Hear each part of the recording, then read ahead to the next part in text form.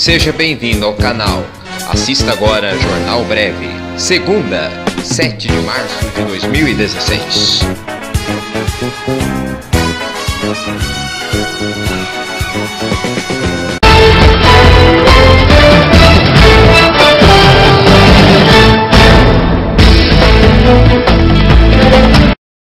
Boa tarde.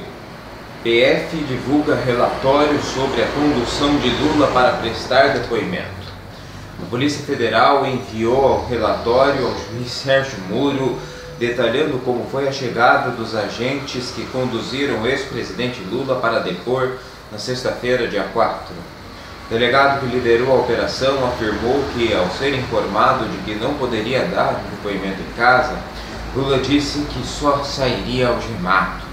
No documento de 3 páginas, o delegado da Polícia Federal, Luciano Flores de Lima, afirma que bateu à porta do apartamento do ex-presidente Lula em São Bernardo do Campo e que o próprio Lula atendeu.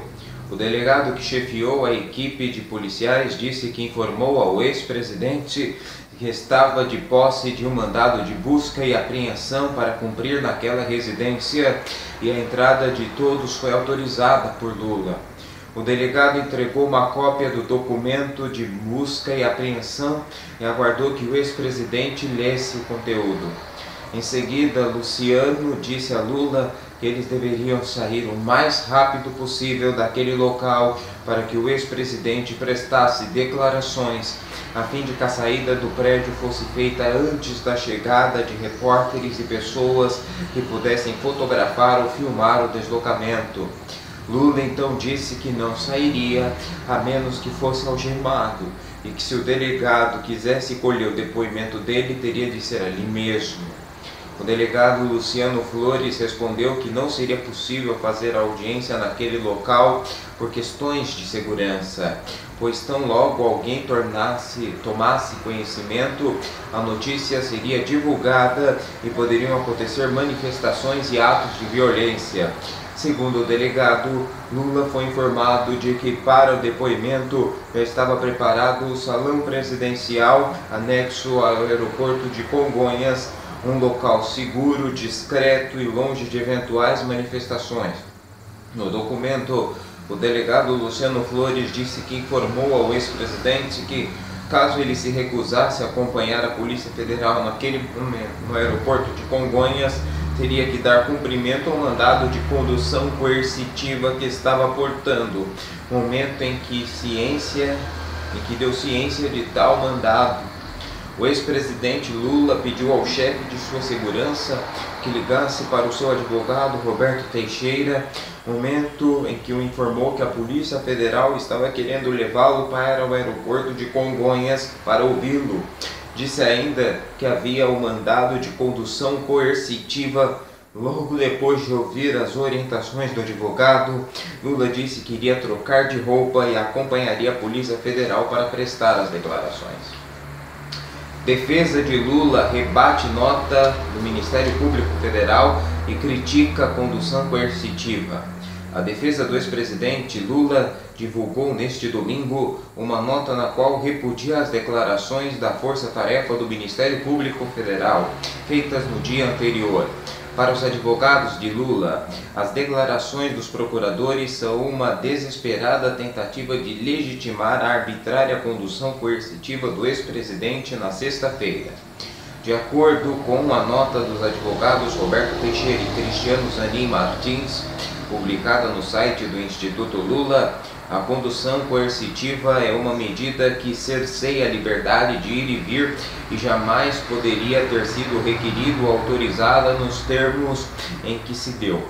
Segundo eles, a tentativa de vincular Lula a esquema de formação de cartel e corrupção da Petrobras apenas atende ao anseio pessoal das autoridades envolvidas na operação, além de configurar infração de dever funcional. Para eles, a nota emitida pelo MPF antecipou juízo de valor, o que é vedado pelo Conselho Nacional do Ministério Público. Ainda de acordo com os advogados, A defesa de Lula não deu procuração ao Ministério Público Federal e o citado habeas corpus foi impetrado com o argumento principal de que a condução coercitiva do ex-presidente de sua esposa, Maria Letícia da Silva, cogitada pelo promotor de justiça, Cássio Roberto Concerino, do Ministério Público do Estado de São Paulo, não poderia ser admitida, pois afrontaria a ordem jurídica. Após vitória e título de Miesha, Dana projeta duelo contra Ronda Rousey. Dana White, presidente do UFC, informou em entrevista ao Sports Center da ESPN dos Estados Unidos que Ronda Rousey lutará contra Miesha Tate, atual campeã peso galo da pisão. O presidente da UFC revelou também que conversou via aplicativo com Ronda logo depois da vitória de Miesha neste sábado. Ronda e Miesha já se enfrentaram por 2 vezes em 2002 e 2003. Ambas Ronda saiu-se vencedora. Após triunfar sobre a rival deste sábado, Miesha desconversou, dizendo que era hora de comemorar e que veria as possibilidades para a próxima luta depois. Irã condena magnata à morte por corrupção. Babak Zanjani era acusado de contornar as sanções internacionais que haviam sido impostas ao país e desviar cerca de 2,5 bilhões de euros em petróleo. A condenação inclui também 2 sócios do empresário. O empresário Babak Zanjani, um dos homens mais ricos do Irã, foi condenado à morte pela justiça do país por corrupção, lavagem de dinheiro e fraude, anunciaram neste domingo autoridades judiciárias. Detido em 2013, o magnata foi acusado de desviar cerca de 2,5 bilhões de euros referente a transições ilegais de petróleo, contornando as sanções internacionais que haviam sido impostas ao Irã. A condenação inclui também outros 2 sócios do empresário. Os 3 foram condenados ainda a ressarcirem a Companhia Nacional de Petróleo Iraniana e pagar uma multa equivalente a 1/4 do montante de lavagem de dinheiro, afirmou o porta-voz. Babak Zanjani poderá recorrer do veredito. Com 41 anos, ele é um influente empresário, dono de muitas empresas, incluindo uma companhia aérea que foram confiscadas. A sua prisão ocorreu após a ordem dada pelo presidente do país, Hassan Rouhani. O governo tentava lutar contra a corrupção, em particular daqueles que tiravam proveito das sanções econômicas que foram suspendidas em 16 de janeiro.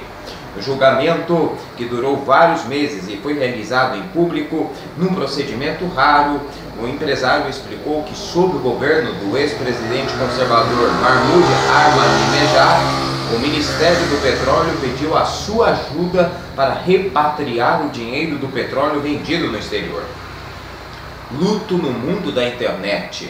Raymond Thompson, o pai do e-mail, morre aos 74 anos. O engenheiro Raymond Thompson, considerado o pai do e-mail e criador do símbolo da arroba para o uso dos endereços de internet, morreu no sábado aos 74 anos, aparentemente devido a um ataque cardíaco. Thompson, que em 2012 foi incluído no Hall da Fama da Internet, um museu virtual para reconhecer figuras com contribuições extraordinárias nesse terreno, é reconhecido também por ter projetado os elementos fundamentais das mensagens eletrônicas, com as categorias de assunto e para destinatários. O engenheiro americano foi o primeiro que utilizou o símbolo da arroba para indicar que uma mensagem enviaria para o computador da rede, separando, o nome do destinatário do da rede. Thompson nasceu em Amsterdã, no estado de Nova York, em 1941. O Jornal Breve termina aqui. Nós voltamos amanhã. Até lá, se Deus quiser.